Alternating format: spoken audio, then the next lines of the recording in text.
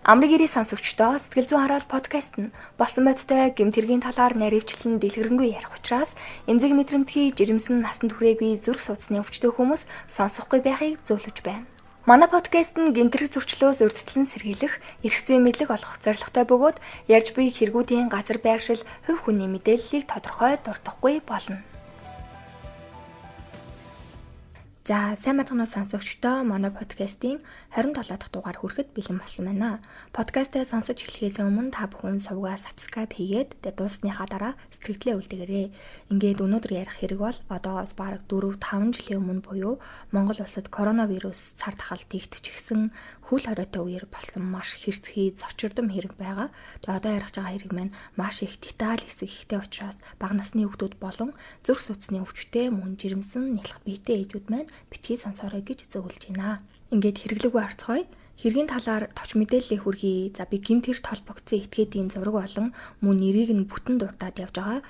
Тухайн хэрэг бол аль хэдийн шийдэгдсэн. Тэгээд бүх хил мэдээллээр ихслэр нэр болон зураг нь цацагдсан байгаа шүү.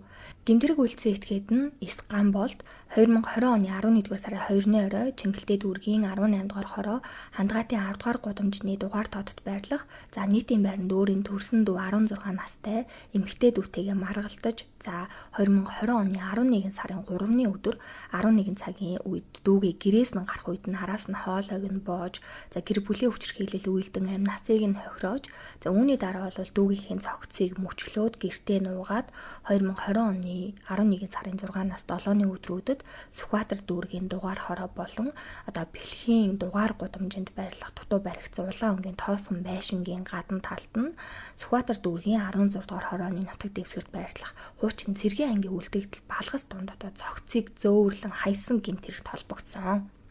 Гэмт хэрэг үйлцсэн этгээд нь Боржгой өвгтэй 2020 оны 1-р сард төрсэн Улаанбаатар хотод гэмт хэрэг үйлдэх үедээ 18 настай байсан. Эрэгтэй, бүрэн дунд боловсралтай, мэрэгжилгүй, эрхэлсэн тодорхой ажилгүй.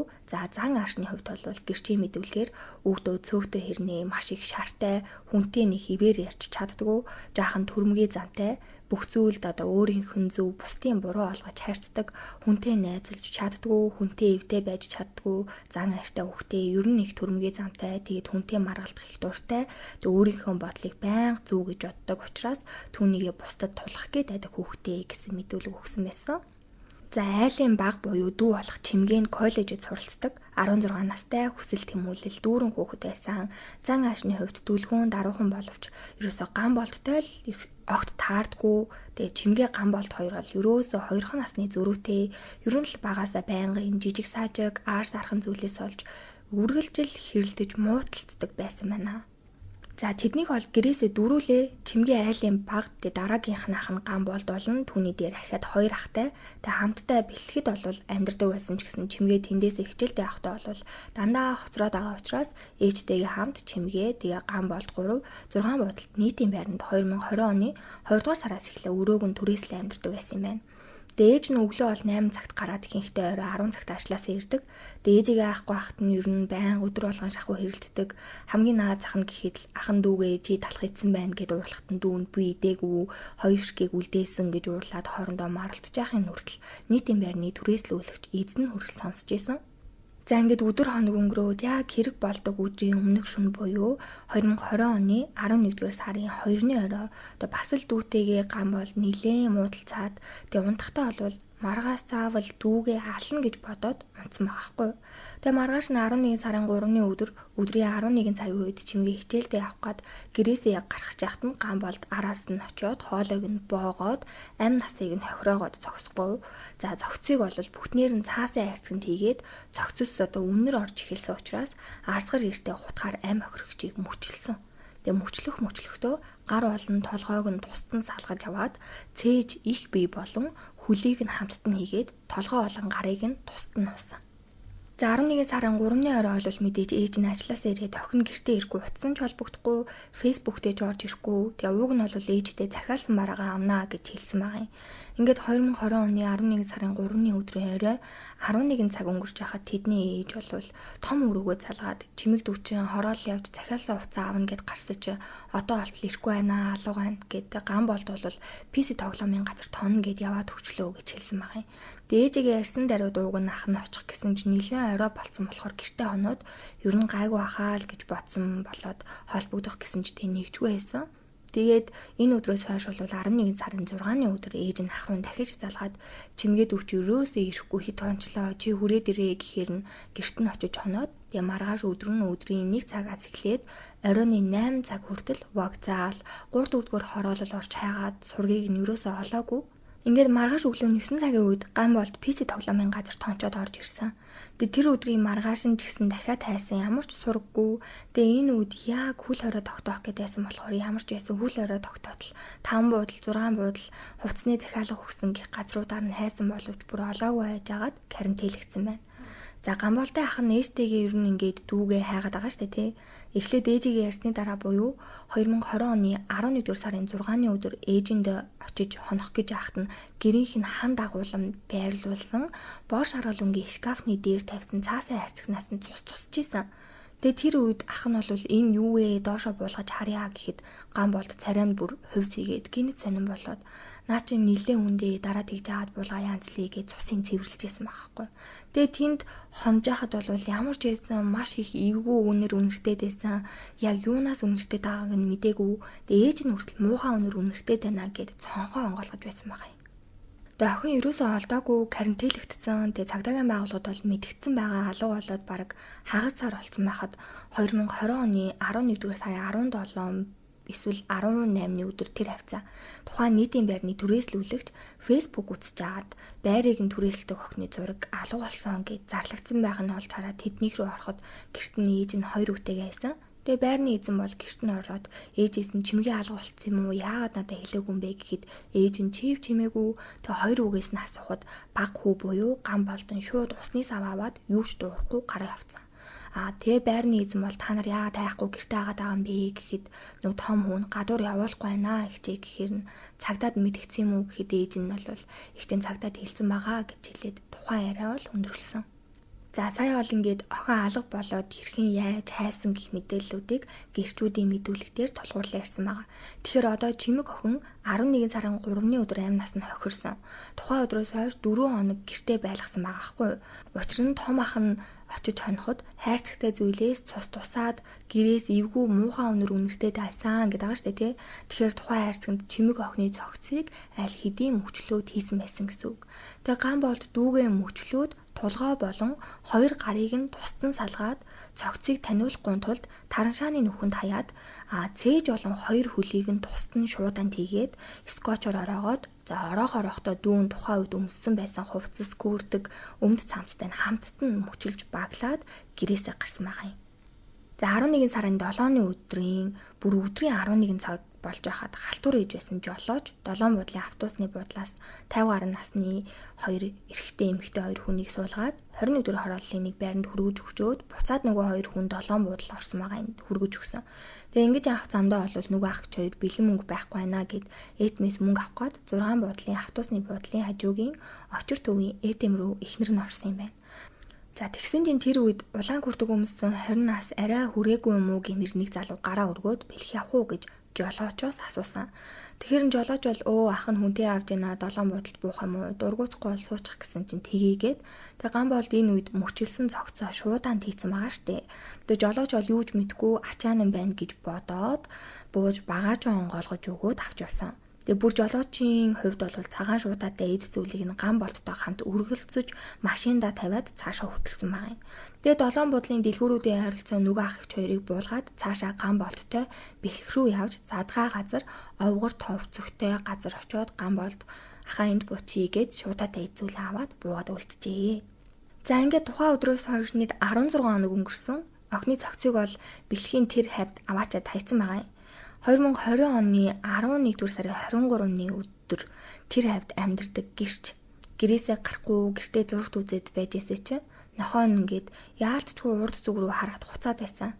Тэгээд гэрч бол орой 9 өнгөрч явахад гэрээсээ гараад 0 орчоод би засчаад нохоо нугасаа байсгийгээл хуцаад байсан болохоор нохооныхоо хуцаж байгаа зүг рүү очиж харахад цаана бүр маш олон нохоонууд цугларчсан бөөгнөрсөн байдалтай балгасан байшингийн баруун талд байж ижээ.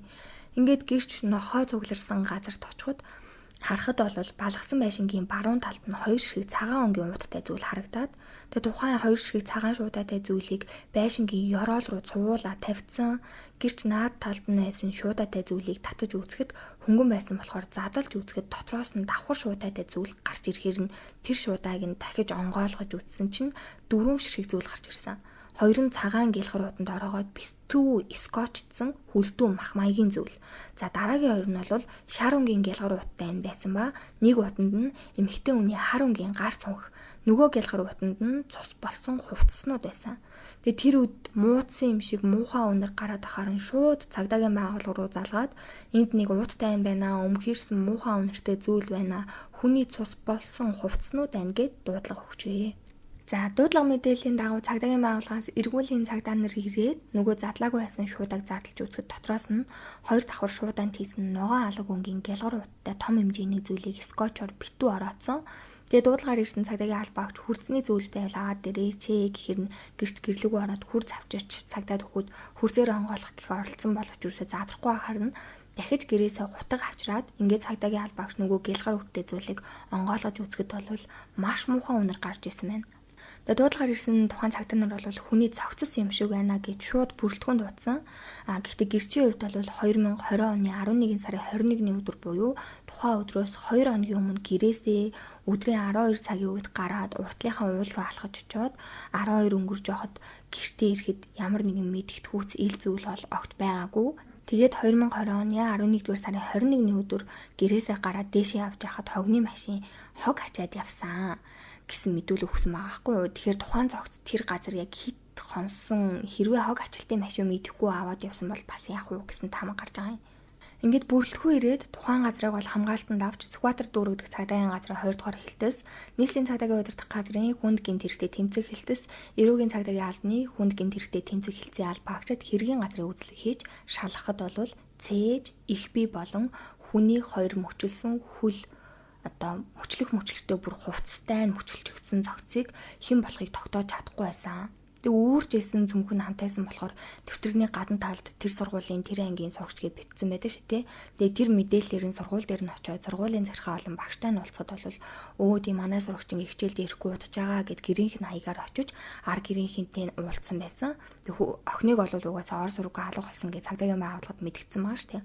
Тэгээ гамболд буюу гэмтрэг үйлцэн этгээд бол шууд өөрийнхөө хэргийг хүлээсэн. Тэгээд цогцос олсон толгой болон гар нь байхгүй байсан байгаа шүү дээ. Тэгээд хаана агааг нь хүртэл өөрөө хийлж өгсөн. Хаана байсан гэхээр Тараншааны нүхэнд дүү охиныхоо толгой болон 2 гарыг нь мөчлөөд уутанд хийгээд ингээд тараншаанд хайцсан байсан байхгүй юу. Тэгээ өөрөө бол гэр бүлийн дотоод харилцаанаас хамаарад талиагаач дүүтэйгээ багасаа л угаасаа муу харилцаатай байдаг байсан. Манай дүүг хулгай хийхэд манай том ах болон манай эцэг их намайг зоддог. Ээж аав ах нар дүүг өмөрөөд намайг байнга зоддог байсан. Багасаа угаасаа таарамжгүй харилцаатай гэмтрэг үйлцэнгийн буурууга хүлээн зөвшөөрж ийн. Тэгээд хүнгийн алж хийдгэж өгнө гэсэн мэдүүлэг өгсөн байлээ. За аим охирогч охины ээжийн хувьд бол мэдээ сэтгэл санааны хүнд цочролд автсан өдөр хоног бол маш хүнд өнгөрүүлж байгаа. Тухайн үйл явдлын дараа өөрийн гэртээ 2 хүүгийнхээ хамт оршин сууж байгаа. Дэхин нэрэгт гомдолтой харамсаж байгаагаа илэрхийлсэн байна.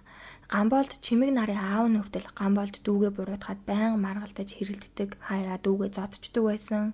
Хэдийгээр ингээд хоорондоо харилцаа муутай айдаг байсан ч гэсэн ингэж төрсөн ах нь төрсөн дүүгийнхээ амийг хөнөөнө гэж төсөөлж байсангүй гэсэн мэдүүлэг хүртэл өгсөн байлээ.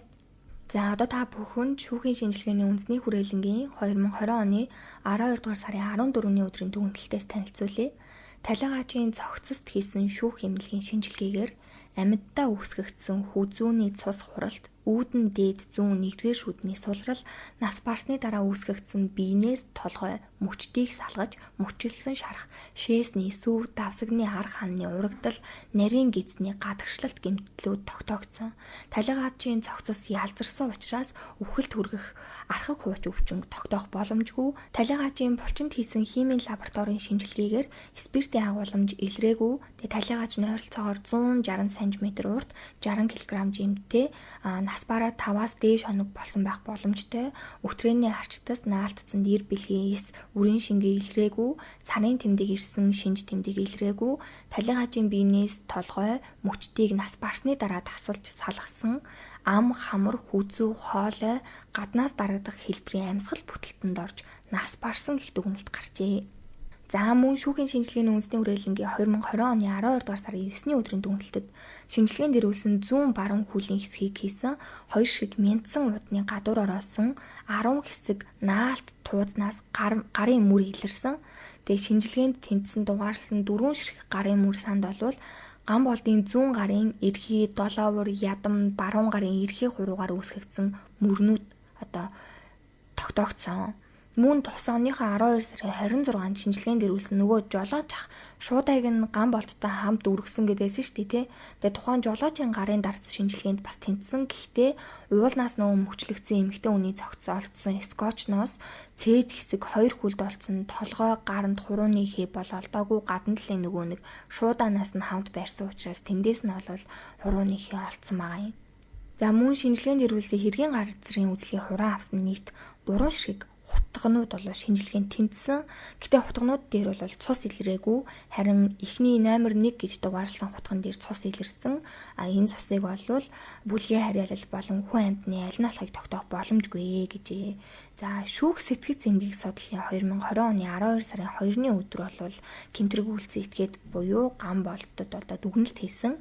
Ган болтон сэтгцийн ямар нэгэн өвчнгөө хэргийн улмаас сэтгцийн ямар нэгэн өвчтэй болсон гэх баримт мэдээлэл байхгүй, босын явдал дүгнэлт хийж үг яриагаараа болон үйл хөдлөлөөрөө дүрслэн үзүүлэх чадвартай, харсан зүйлийнхээ талаар үнэн зөв мэдүүлэг өгч бусдад ойлгуулах чадвартай, хэрэг хариуцах чадвартай, ган болтон сэтгцийн эмнэлгийн хяналтанд байдаг эмчилүүлж исэн гэх баримт мэдээлэлгүй. Тэгээ ган болтон эмнэлгийн чанартай албадлагын арга хэмжээ авах шаардлагагүй гэж үзжээ. Ингээд гэмтрэг үйлдсэн нотлох баримтууд, шинжээчийн дүгнэлт, гэрчүүдийн мэдүүлэг болон гэмтрэг үйлдсэн этгээд хүртэл өөрөө хэрэгээ үлээсний үндслээд хүнийг гэр бүлийн хүчирхийлэл үйлдэж алсан гэмтэргийг үйлдсэнгийн буруутайд тооцож, тухайн гэмтрэг үйлдсэн этгээд болох ган болдод эрүүгийн хариуцлага хүлээгэх хууль зүйн үндслэлтэй байна гэж үзсэн байна. За шүүхийн хэлэлцүүлэгт бол шүүгтгчийн өмгөөлөгч нь ган болтон үйлцэн гэмтэргийн талаар эхний мэдүүлгээс эхлээд хүлээн зөвшөөрч мөрдөн шалах ажиллагаанд дэмжлэг үзүүлж ажилласан. Дайм охирогч нь шүүгтгчээс тусдаа амьдардаг байсан 10 гаруй хоногийн хугацаанд л хамт амьдарч байснаас харахад гэр бүлийн гишүүн гэж үзэх үндслэлгүй. Ийм дэрүүгийн хуулийн тусгай ангийн 11-р зүйлийн 1-р хэсэг зааснаар хөнгөрүүлэн зөвлөжилж өгнө гэсэн боловч тухайн хүсэлт гаргасныг хүлээх боломжгүй. Өөрөөр хэлэх юм бол гэр бүлийн хүчирхийлэлтэй тэмцэх тухай хуулийн 3-ын 1-р зүйлд хуулийн өөрчлөлт хамаарах этгээд гэдэгт эхнэр, нөхөр, гэр бүлийн бусад гишүүн, хамтран амьдрагч, асран хамгаалагч, харгалзан дэмжигч, тэдгээрийн асрамж, хамгаалалтад байгаа этгээд тухайн гэр бүлд хамт амьдарч байгаа этгээд гэж хуульчилсан байдаг. Тэгэхээр хэрэгт авагдсан гэрчүүдийн мэдүүлэг болон бусад баримт, шүүхийн хэлэлцүүлэгт шүүгтгч өгсөн мэдүүлгээр шүүгтгч ган болон төрсөн дүүтэйгээ хамт амьдардаг байсан гэр бүлийн хамаарал бүхий этгээд мөн болох нь нотлогдсон тогтоогдож байгаа учраас гэр бүлийн хүчирхийлэл үйлдэж хүнийг алсан гэмтэргийн бүрэлдэхүүний шинжийг хангаж ийна гэж шүүх бүрэлдэхүүн бол дүгнсэн. Тэгээ шүүх хуралдаанд иргэдийн төлөөлөгчөөр оролцсон иргэн шүүгтгчийг бас гин буруутай гэж үзэж ийна гэсэн дүгнэлт гаргасан. За хэргийн газрын үйлчлэгээр бол бүр маш олон төрлийн зүйлийг бол хураа авсан байна. За жишээлх юм бол нийт 3 хутаг, нийт 32 см, 25.5 см, 28 см-ийн урттай 3 шиг хутаг, өнгөгүй тунгалаг хуулдаас нийл ягаан өнгийн орны бүтээлэг, цагаан өнгийн шуудай, урт үрээтэй цагаан өнгийн аймас, хар өнгийн өмдний тасархай, богино түрээтэй аймас, улбар шар өнгийн үдээстэй хар өнгийн гутал, цагаан өнгийн шуудай, гялгар уут, улаан өнгийн уяа. савхин мэт материалтай үүргэвч хар улаан өнгийн савхин мэт голдоо цахилгаантай үзэгний сав, үсний хавчаар цахилгаантай ууд, эмэгтэй хүний одоо өдөр тутам ариун цэврийн дискрет, хичээлийн дэвтэр, мөнгөлөг үгийн түлхүүр сам, цүнх, маск, үсний авчаар, майг, хөхний даруулга, бүр Улаанбаатар смарт карт гэсэн бичгтээ одоо оюутны карт, хэргийн газраас хураа авсан күртхний ханцуу, цамцны ханцуу, бүр маш олон төрлийн зүйл байсан. Улаан өнгийн цамц, ногоон ягаан ирэн альчуур, хар өнгийн амны алт, бор өнгийн күртэг гэх мэт тухайн одоо амь хөрөгчийн өмсчсэн хувцснуудын маш олон тасархай, тэгээд амь хөрөгчийн нэг үүрч явсан хичээлийн хэрэгслийн юмнууд гэх мэтчлээ нэг уншихад бол бас амар хүнд юм байлээ. Бүгднгийн ингээд охин бол мэдээж өөрөө хэрэгэлдэг байсан юмнууд нь байгаа штэ тий. За ингээд шүүгдэгч ган болдно. 2020 оны 11-р сарын 24-ний өдрөөс 2021 оны 5-р сарын 17-ны өдрийг хүртэл нийт 175 хоног цагдаа орхисон.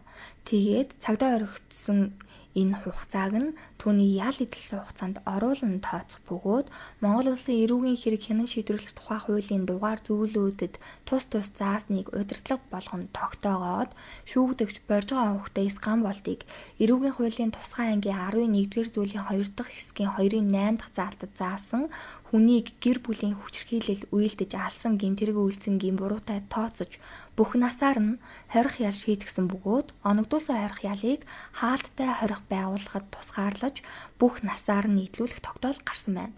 Энэ бол эрүүгийн иргэн анхан шатны тогтоол. Тэгэхээр тухайн хэрэгтэй холбоотой давж заалдах шатны магадлал болон хяналтын шатны тогтоолд байгаагүй. Гэхдээ албан бус буюу хэвлэл мэдээллийн хэрэгслээр гарсан мэдээн дээр Улсын дээд шүүхийн хяналтын шатны эрүүгийн хэргийн хуралдаанаар Сканболдод холбогдох хэргийг шүүгдэгчийн өмгөөлөгчийн гаргасан гомдлын дагуу 2021 оны 10 дугаар сарын 20-ны өдөр хянан хилэлцжээ. Дээд шүүхээс Сканболдод холбогдох хэргийн зүйлчлэлийг эрүүгийн хуулийн 11-р зүйлийн 1 болгон өөрчилж эдлэх ялыг 15 жилээр тогтоосон байна гэсэн мэдээлэл бол гарчээ. Гэхдээ энэ бол аль бие усны мэдээлэл биш шүү манайхаа. Мөн албан бус мэдээллээр цагдаагийн байгууллагад 2020 оны 11-р сарын 7-нд гэр бүлийнхний өргөдөл гаргасан. Тэг өргөдөл гаргаснаас хойш бол хид удаа цагдаагийн байгууллагад очиж охиныхоо эрхлийн талаар одоо сургалсан. Харин цагдаагийн байгууллагаас 11-р сарын 23-ны шөнийн 21 цагийн үед талигааж ээжийг Сүхбаатар дүүргийн 2 дугаар хилтэст яаралтай эрхийг мэдэгдсэн бөгөөд 3 хүүтэйгээ яваад очиход охиныхын цогцыг мөчөлж шуудаанд хийсэн байдалтай шар устай толгооны зураг харуулхад тухайн үед бол ээжийнх нь Ухаанбаатартаж 3 ахаас нь байцаалт авсан байна. За мөн гэмтэргийн талаар дуудлага одоо тус хорооны оршин суугчаас хийж цагдаагийн албан агчид бол тухайн хэргийн газар 6 цаг үйлчлэг хийж гэмтэргийг үйлцэн байж болзошгүй талигаажийн төрсөн ах Сканболдыг сэжиглэн шалгаж байсан байна. За өнөөдрийн ярих хэрэг бол ингээд дууссан байгаа. Тэгээд тухайн хэрэгтэй холбоотой өөр нэмэлт мэдээллүүд бол байсангүй. Гэмтрэг үйлцэн Сканболд бол мөрдөн байцаалт явцад өгсөн мэдүүлэг нь бол дэлгэрэнгүй байхгүй лээ. Тэгэхээр тухайн үедээ хүртэл би сонсоод уншаад маш их зочирдож хүлээж авч ирсэн. Үнэхээр харамсалтай аимшигтай хэрэг байна. Тэгээд миний бодлоор бол нөгөө нэг ах нь очиж хонсондоо ээж дээрээ 11 сарын 6-ны өдөр үлээ 7-ны өдөр тэгэхэд нөгөө цаасан хайрцагтай юмнаас тусаад байсан гэдэгчээс тэр үед яагаад задлж хараагүй болоо гэж би бодсон заяа. Тэгээд угаасаа гэрээс амар муухай өнөр үнэртэй байна гэдэг чааш тээ. Тэнгүүд дүүгээ угаасаа царайн тэр үед гинт ховсигээ сонирн болсон гэдгийг мэдүүлэг дээр өгсөн байсан. Тэгэхээр яагаад тэр үед задлж хараагүй болоо. 11 сарын 6-7-ны өдөр ихэр чинь Сканболдын хувьд бол дүүгээ яг амь насын хохироочод 3-4 хоног гэртээ байлгаж ирсэн байгаа байхгүй. Тэгээд 3-4 хоногийн дотор тий бас амар харамсалтай хэрэг байлаа. Хэрвээ тэр хүн одоо гэрч гээд байгаа хүн нохоо цугларсан байсан газар очиагүй байсан бол одоо хүртэл магадгүй охины цогцыг олоогүй байсан бол яах вэ гэх мэтчлээ. Маш олон зүйлүүд бас толгойд эргэлдэж ийн л та. Тэгээд тэр үед нөгөө нэг гэрч хэд хоногийн өмнө нь хогны машин хог ачаа явсан гэдгийгээс хэрвээ яана охины цогцыг хогны машин ачаад явцсан бол гэх мэтчлэн үнэхээр амар харамсалтай хэрэг байна. Тэгээд төрсөн ах нь төрсөн дүүгээ бүр амь насыг нь хохироогоо зөксөхгүй цогцыг нь нууж мөчөлж алсан. Ингээд ээжийнх нь хувьд бол бүр үнэхээр сэтгэл нь маш их өвдөж үгээр хэлхий аргагүй бүр амар байгаа. Угаасаа яаж утсан тэгээд төрсөн хүүхэд нь нэг хүүхэд нь шоронд орчлоо. Нөгөө хүүхэд нь 8 насны хөрсөн. За миний хувьд бол ингээд зүгээр яагаад Монгол улсад ийм амжилттай хэрэгүүд одоо гарч ийн гэхээр л бүр үнэхээр сэтгэл өвдөж ийн. Тэгээд яаж хүний санаанд багтмгүй ийм үйлдэл гардаг байна гэж бодох юм аа. Тэг мэдээж манаас уг бол гэмт хэргийг өдөөн төвшрах ч юм уу те сэтэл хөсөртөлчлөх ямар ч зорилго байхгүй. Тэгээ болсон гэмт хэргийг үнэн зөвөөр нь мэдээллийг өгч Монголч гэсэн ийм аимшигтай хэрцгий хэрэг болд юм шүү гэдгийг сануулж мэдүүлж урьдчилан сэргийлэх те хууль эрх зүйн мэдээлэл олгох одоо зорилготой. Ер нь бол манайхан ч тэгээд ямар нэгэн зүйл болоод хэд хоног шуугаал мартчихдаг учраас ингээд ч болоо өөрийн чадхаараа дуу хоолойгоо хүргэж байгаамаа. Тэг хэрэг бэлтгэд бол уншиж судлан зэгцтэй ярихаас эхлээд өөрөө хүртэл сэтгэл зүгээрээ маш их гэмтдэг. Тэг баггүй хүч хөдөлмөр ордог. Учираас та бүхэн манай подкастыг сонсдог болвол суугаад дэмжиж subscribe дараад өгөөрэй. Баярлалаа. Тэгээд эцэст нь мэдээж сэтгэл зүй эрүүл мэнд бол хамгийн чухал. Тэгээд сэтгэл зүгээ эрүүл байлгацгаая.